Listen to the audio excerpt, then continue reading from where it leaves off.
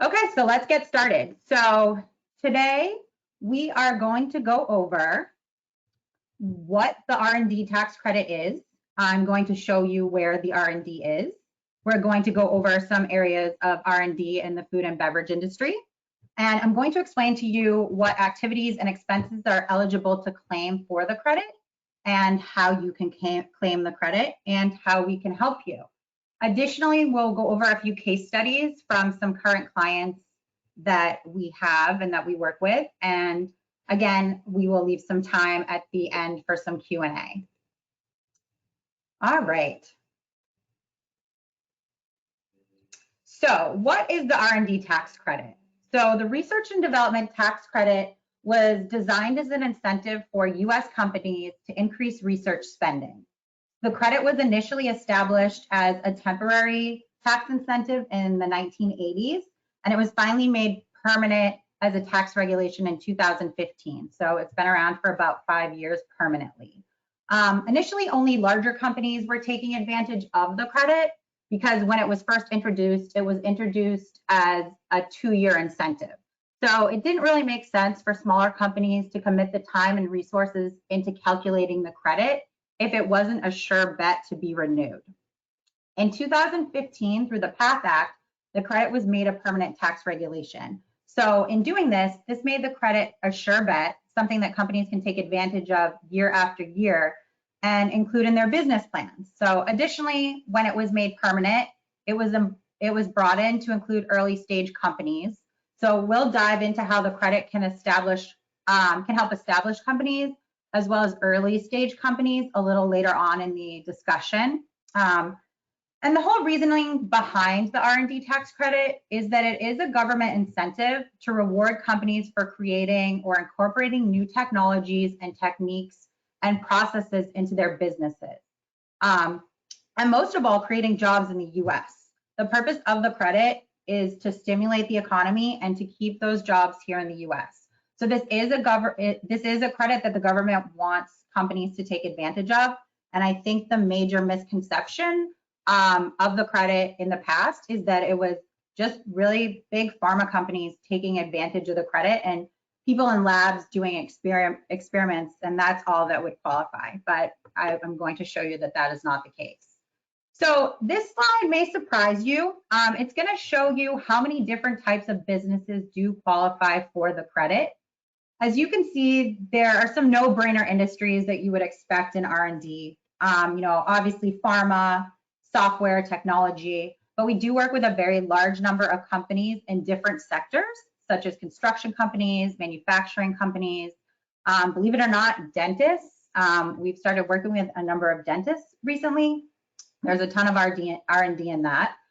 We also help out companies in so many different industries. So if you don't think you qualify, you probably do. And it certainly doesn't hurt to reach out to us to figure out if you are eligible. So since this is a food and beverage focused webinar, I'm going to provide you with a list of some of the types of food and beverage companies that we work with. So we do work with a very large number of breweries, and not only in New England, we work with companies all over the United States. We work with a number of different craft distilleries, kombucha companies. We have some pet food companies and baby food companies. Obviously, plant-based alternative companies is huge right now, so we work with a number of them. We work with some flavor companies, and now that cannabis has become legal on a state level, we have been working with a number of CBD-infused food and beverage companies as well as hemp seed companies. There's a lot of R&D in farms, so both in crop farming as well as livestock. And obviously ag tech, food manufacturing, and we work with a number of supplement companies as well. We do work with some larger, more established brands in the food and beverage industry, as well as startups, companies that have just started, might be a year or two old. We work with them as well. And again, we work with companies all over the US, so not just here in New England. All right, so how do you qualify? So the IRS has a 4-part test that your company must meet to qualify. So the 4-part test. The first part of the test is it needs to be a new or improved product or process. Does not need to be new to the world. It just needs to be new to your company. The second part of the test, it needs to be technological in nature. The third part of the test, there needs to be a process of experimentation. And the fourth part of the test is you need to eliminate the uncertainty. So I'm going to give you a very simple example of how a 4-part test pertains to a food company. So let's just say I own a bread company and I want to provide a gluten-free option. So the new or improved business component would be, this is the first gluten-free offering in our line of bread that our company sells to various food distributors. So that's my new business component. It's technological in nature because of the baking process itself. It's going to be based on the chemistry of the ingredients. So there's the technological aspect. Process of experimentation. So it's taken several recipe modifications for me to create a viable product. So a process of focus groups, regulation testing, ingredient sourcing to come up with the final product. So that's where you'll get your experimentation, by trying things in a couple different ways, trial and error. And then the technical uncertainty. So this was the first time my team was going to try a gluten-free option. It was unknown at the time if the product would be able to maintain its texture, its quality, its flavor, so that it would satisfy the consumer's needs due to the change in the ingredients. So that's where the technical uncertainty comes in. So it's also important to note that once you go through the 4-part test, that the product does not need to go to market. I mean, you could go through the test and fail, 5, 6, 10 times and not come out with a product that you're going to sell and bring to market. But since you still satisfied the 4-part test, the cost that went into creating that product is still going to qualify for the credit. So some potential areas of R&D in food and beverage. So food improvements. So if you're improving on the taste, the texture, the nutritional content of a food product and a formulation, you're incorporating new or sustainable ingredients in a formula. If you're producing sample batches in a test kitchen or a pilot run, those are some areas in food that would qualify. So in your process, so if you're developing techniques that reduce costs and improve product consistency, if you are redesigning an internal process to comply with a new federal or state regulation, if you're improving machinery and equipment to ensure safe handling of food, those are examples of processes that would certainly qualify, and the cost that goes into those processes. Another area, potential area of R&D in food and beverage is packaging. So, you're creating innovative packaging. You're creating new packaging to improve shelf life or durability and product integrity. You're reducing materials or using more environmentally friendly materials in packaging. You might be introducing new or alternative materials to improve the packaging. Those are all areas of R&D and packaging. Another area, sustainability efforts. So you're creating a new method or for minimization of contamination or scrap or waste, or maybe you're recycling that. You're increasing energy efficiency of water or fuel and utilities through the introduction of new technologies. No, maybe you're developing a process to convert waste to technology. There's a ton of R&D in food and beverage, and those are, again, just some examples of some potential areas that you could claim. So what can be claimed? So we went over the 4-part test. We've gone over some of the eligible activities. What are we looking at cost-wise? There are a number of different costs that we look at. And overall, we look at the total amount of money that you are spending on R&D each year. So the first cost category we look at is your W-2 salaries. So we take a look at the wages of those involved in the R&D. It could be someone whose job is 100% dedicated to recipe development and new product development, or it could be somebody who's supervising that person. It could be a part-time brewer, or it could maybe be somebody who's only devotes about 10% of their time to R&D. We will take a look at everyone's activities and salaries, and that would be a cost category that we would look at. So the second category is subcontractor costs and 1099. So as far as subcontractor costs go, maybe you're subbing out your costs to a manufacturing company. So you're subcontracting out your manufacturing costs or your packaging costs. You've got a co-packer, or lab costs is a huge cost for food testing. Especially when you're using CBD. But obviously, if you want less sugar, organic, durability, I mean, the lab testing is endless. So a next cost category would be raw materials or supplies. So the testing of the different ingredients in a recipe development, or maybe you're testing out different packaging for longer shelf life. So all those raw materials and supplies is another cost category that we will take a look at.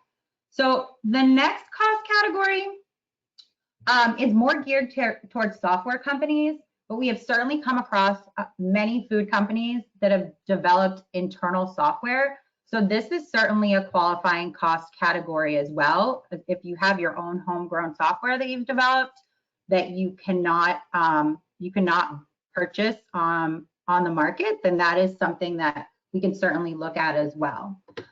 And then finally, legal fees. So legal fees that are associated with filing patents, those are some costs that can be included. There's so many food and beverage companies that want to patent their idea. So that is a cost that we run across quite frequently, and it can be recuperated as well. So if you're unsure about any of the qualifying costs, we can certainly help you determine if you're eligible. Happy to have a chat with you about that. And typically of all those costs, you can recoup about 10 to 15% of the costs combined in all these categories. So show me the money.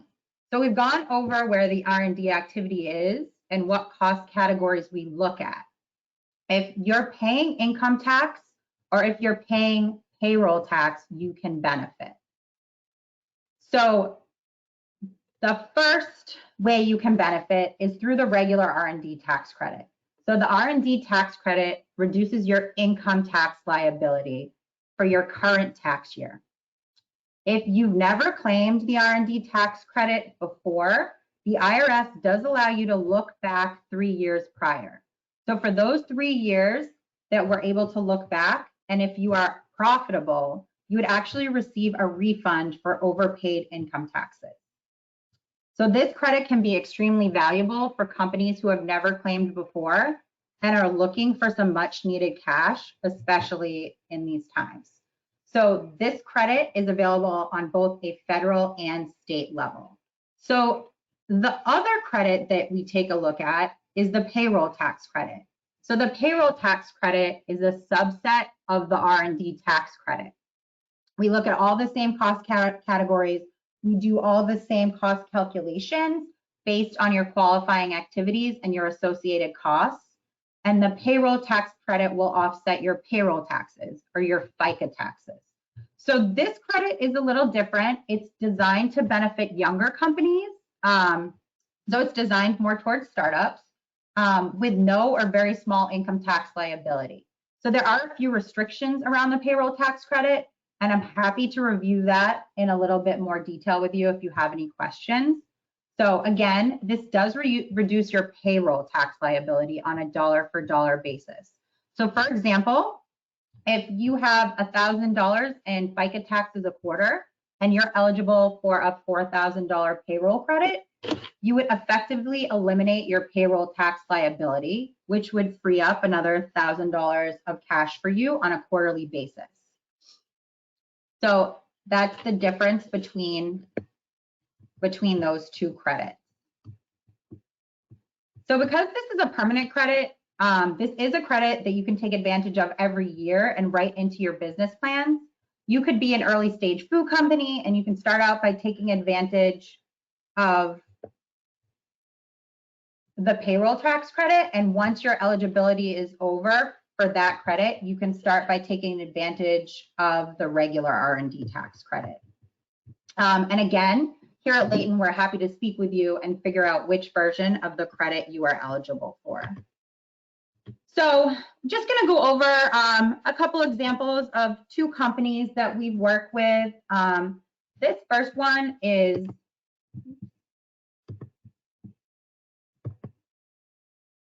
a startup baby food company. It was established in 2017. There's 30 employees. Basically, they wanted to do a homemade baby food delivery service. Some of the issues that they ran into were trying to take the sugar out of the food, make things more organic. They had some manufacturing challenges that they worked through. They did all the manufacturing and recipe development in-house. And with the manufacturing, they just got so busy, they had to figure out a way to package the baby food quicker. So we worked with them and helped them claim $150K benefit. So another company that we work with, and we do work with a number of kombucha companies, small kombucha company established in 2015, started off with only 3 employees. They've grown to 9. Started off in someone's garage. They have since moved to, they have a store and they have a facility where they are brewing the kombucha. So started playing around with the fermentation process and new recipe development. I believe now they have almost 20 different flavors. Additionally, playing around with the levels of carbonation, and then they bottle the kombucha themselves, and they were playing around with different types of bottling and different styles of bottling so that they could have the kombucha last for longer on the shelf. So now that we've gone over the credit, what the value of the credit is, a couple of examples of some companies that have been claiming the credit, we can help you claim. So the first step in claiming is for us to have a conversation to understand what credit you qualify for and how your business is structured, and figure out if this is the right time for you to take advantage of this, if this is a good fit. The next step would be to introduce you to someone from the food and beverage team. So they would potentially be doing your study. There would be a high-level conversation to understand at a more technical level where the R&D is. So at Leyton, we do take a unique approach in that we have a dedicated in-house team of highly experienced scientists, engineers, tax accountants, and attorneys, all of whom are motivated to help your business robustly claim and realize the R&D tax credit to incentivize further innovation and investment in your company. So if you decide to move forward after the initial conversation and with the engagement, we would begin working on your claim. So that would include sending us some financial documents and technical documents, as well as having additional conversations about your day-to-day activities and projects. From those documents and conversations, we would begin writing your technical report. And that technical report would outline where the R&D is in your business. We fill out all the necessary forms for the IRS, and we work with your CPA to submit the claim. You can typically expect your benefit back from the IRS in 30 to 90 days. It varies. Because of the crisis we're going through right now because of COVID, the government is doing everything they can to get money back into people's pockets. So we are seeing clients get their benefits much quicker than in the past. Also, the time commitment on your end is designed to be very minimal. The entire process takes 2 to 4 hours of your time. So, I mean, who doesn't want to spend 4 hours to get a potential credit of $150K? And again, the government wants you to use this credit. We can't stress that enough. They want you to reinvest back into your business and continue being innovative, keep the jobs here in the US. And at Leyton, we can certainly help you do this. And again, more than happy to have a conversation with you to figure out if it's a good fit for you to claim. So as I have touched on before, we do encourage and work with our clients to claim for the credit every year. This is a great benefit that the government is encouraging companies to use, and as it encourages innovation and job creations in the US. So we can help you build the credit into your business plan, as I mentioned earlier. We can help you build it into your business plan year after year, and there are ways that we can help you maximize the credit and structure your business so that you're taking full advantage of the credit. And as you work with us, you're certainly going to gain more knowledge of the legislation around the credit. We'll share best practices with you on how to better claim and keep track of the credit, so it's easier for you to identify each year and it's easier for you to claim each year. So a little bit about Leyton. So who is Leyton? Who are we? So we started in France in 1997. We've opened offices in 11 different countries. We have 27 offices, and essentially we followed the credit around. So we've gone to countries where there is the credit. There's variations of the R&D credit all throughout the world. Our headquarters for the US is in Boston, and we also have an office in San Francisco. We have about 1,400 employees, and we're continuing to grow. We've spent over 20 years in the R&D tax credit space, so we have a great understanding of the credit and how it can benefit our clients. So that is the last slide I have. If anybody has any questions and you wanna write them down in the question box, I am happy to answer for you.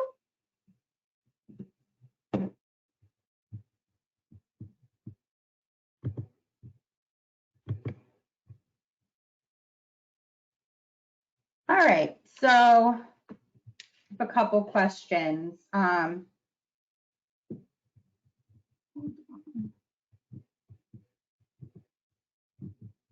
on 1 second.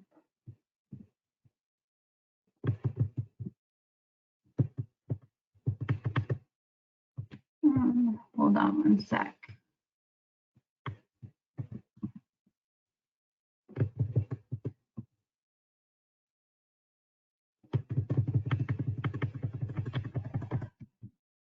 All right, so this sounds too good to be true. How come I haven't heard of it? Well, traditionally, the credit has been claimed by Fortune 500 companies. So as I mentioned before, so the recent changes in the legislation have allowed for the small to medium-sized businesses to claim for the credit. But even with that, only about 5% of companies are taking advantage of the credit.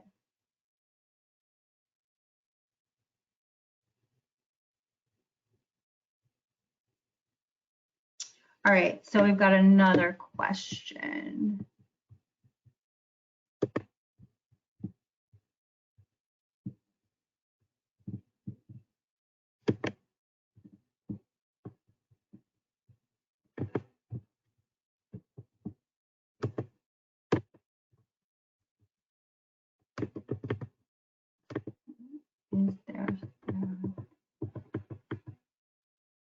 If a company implements new technology they purchased from another vendor and it reduces waste or increases efficiency in their process, would the company who purchased the new technology be able to get the tax benefit? That is a good question. I think it would depend on how you incorporate that into your process. And I can certainly speak with the consultants to get, I think we need a little bit more detail about how it was being incorporated in the process. If it was straight out of the box and you're just using it out of the box, you wouldn't be able to claim it. But if you were tweaking it to make it work for you and address your business issues, then I think that's something that you might be able to claim. And then I have another question. Did you say they got back 45K? Yes. they received a 45K credit towards their income taxes. And how do we get paid? So there is no upfront fee for our services. As I mentioned, we do have an in-depth conversation just to go over your business, find out if there is any R&D there, if it makes sense to proceed with the claim. Then we'll have an engagement letter. You would speak with members of the technical team, and then we would get to work on putting together your claim. And we would bill you after you receive the deliverables and you've filed your claim. So hopefully that answers your question. All right. Any more questions?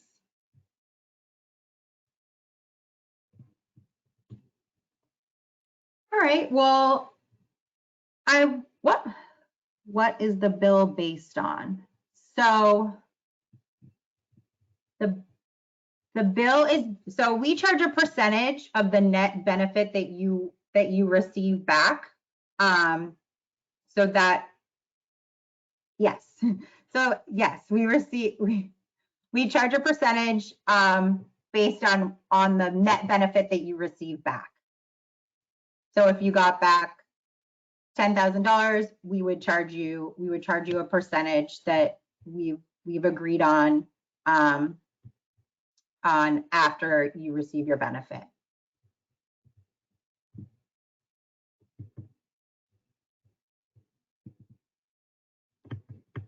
All right. So again, if anyone has any additional questions, you can certainly email me or give me a call. My email is up on the screen. It's etutko@leyton.com. You can always give me a call or text me. Happy to answer any questions that you might have if you think of anything. Pretty sure this is being recorded as well. So if you wanted to take another listen, you can do that as well. And again, I want to thank everybody for listening today, and I hope everybody enjoys the rest of the day.